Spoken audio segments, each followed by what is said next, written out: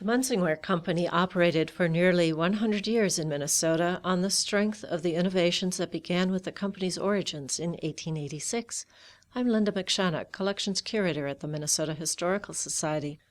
The company's firsts are documented in the collection of Munsingwear records and products now at the Minnesota Historical Society's collection. These include patented garments, fabrics, and specialized machinery. Known as Northwestern Knitting for its first 35 years, the knit underwear produced by this company carried the name of its founder and knitwear inventor, George Munsing. Munsing's patents for plaiting silk and wool created an itchless knit fabric that was constructed into men's and women's knit drawers and undershirts to improve comfort and fit.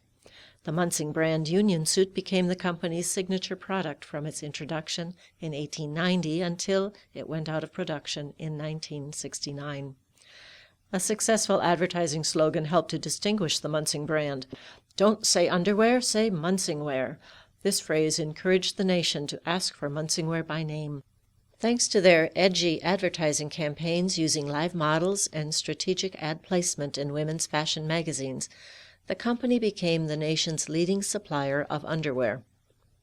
Munsing's company focused on new designs, quality, and custom orders for the first few years.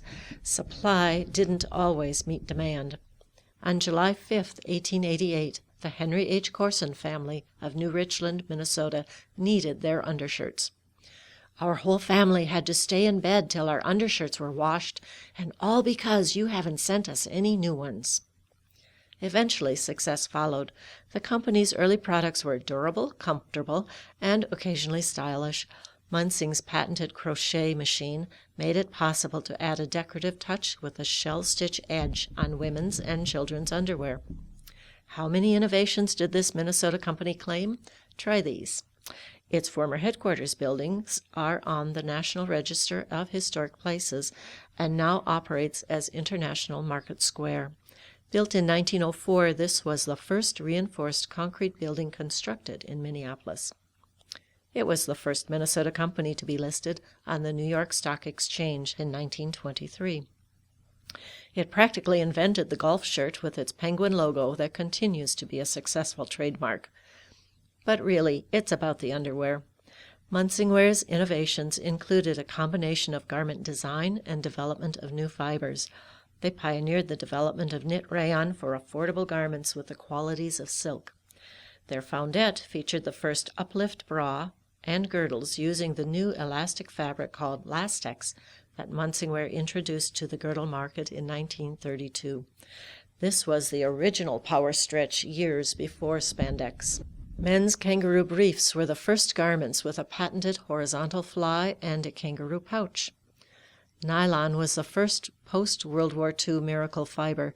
The company introduced nylon tricot to its women's lingerie and foundations line in 1947 and patented the Nyla Rib nylon reinforced neckband to men's t-shirts in 1950.